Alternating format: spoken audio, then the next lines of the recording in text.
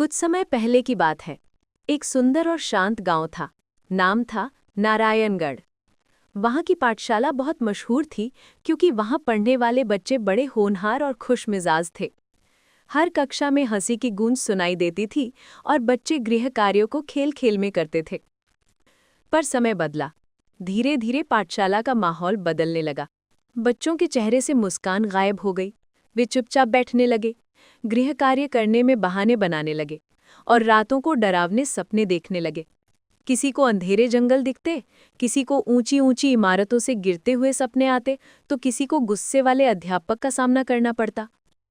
कक्षा 5 की सबसे समझदार बच्ची सरगम ने अपनी माँ से एक रात कहा, माँ, मुझे अब गृह कार्य करने से डर लगता है जैसे किताब खोलते ही कोई मुझे घूर रहा है, और रात को तो नींद में काली छाया मेरे सपनों में आ जाती है। उसकी माँ ने मुस्कुराकर सरगम को गले लगा लिया और कहा, बेटा, ये कोई आम डर नहीं है, ये उस काली परी का काम है। वो परी तब आती है जब बच्चों के मन में डर, आलस, झूठ और जलन घर कर जाते हैं। वो तुम्हारे सपनों में अंधेरा भर देती है। काली परी? सरगम ने हैरानी से पूछा। माँ ने हाँ में सिर हिलाया। फिर बोली, लेकिन बेटा, हर अंधेरे में एक रोशनी होती है। उस अंधेरे को दूर करने के लिए एक सफ़ेद परी भी होती है। वो परी तब आती है जब हम मेहनत, सच्चाई और आत्मविश्वास को अपनाते हैं। वो परी हमारे सपनों को रंगीन बना देती है। क्या वो मेरे सपनों में आ सकती है? सरगम ने उत्सुकता से पूछा। जरूर, माँ ने कहा, लेकिन उसके लिए तुम्हें अपने डर और आलस को हराना होगा। तुम्हें गृह कार्य से डरना नहीं, उसे समझने की कोशिश करनी होगी। जब तुम पूरे मन से पढ़ाई करोगी, तब सफ़ेद परी तुम्हारे सपनों में आएगी। सरगम को ये बात दिल से छू गई। उस दिन से उसने ठान लिया कि वो अपने गृह कार्यों को बोझ नहीं, एक खेल की तरह लेगी। अगले दिन से सरगम ने एक नई शुरुआत की।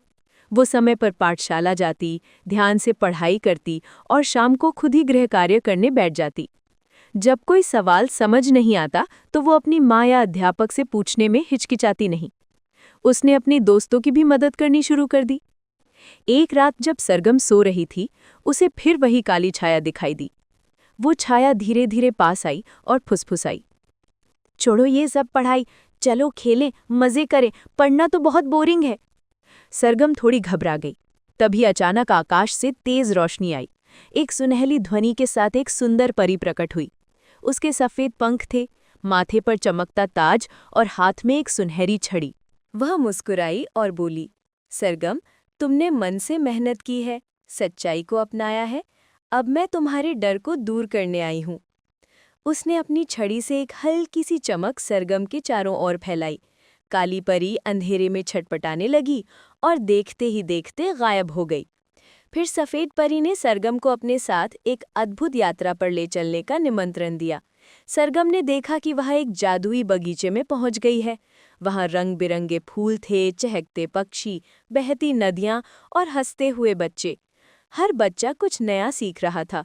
कोई किताब पढ़ रहा था, कोई गणित के खेल खेल रहा था, कोई विज्ञान की बातें कर रहा था। सरगम ने पूछा, क्या ये सब बच्चे भी सफ़ेद परी के साथ हैं? परी ने उत्तर दिया, हाँ, ये वे बच्चे हैं जो सच्चाई, मेहनत और जिज्ञासा को अपनाते हैं। इनके मन में डर नहीं, सवाल होते हैं, और जब सवाल होते हैं तो जवाब खुद आ जाते हैं। सरगम की आंखें चमक उठीं। उसने उस बगीचे में घंटों बिताए। फिर धीरे धीरे सपना खत्म हुआ और वह सुबह मुस्कुराते हुए उठी। अब सरगम पहले से कहीं ज्यादा खुश और आत्मविश्वासी थी। पाठशाला में वह पहले से भी अच्छा करने लगी, पर वह अकेली नहीं बदली। उसने अपने दोस्तों को भी वह सपना और कहानी सुनाई, काली परी और सफ़ेद परी की कहानी। उसने बताया कि कैसे वह डर से जूझी और कैसे सफ़ेद परी ने उसकी मदद की। धीरे धीरे बाकी बच्चे भी समझने लगे कि गृह कार्य कोई सज़ा नहीं, बल्कि सीखने का मौका है। अब कक्षा में फिर से हंसी सुनाई देने लगी। बच्चों के सपने अब डरावने नहीं रहे, वे अब सुंदर जंगलों, उड़ते पंछियों और दोस्ती की कहानियों से भरे होते। गांव की पाठशाला का माहौल एक बार फिर वैसा ही हो गया, सकारात्मक, रंगीन और प्रेरणादायक।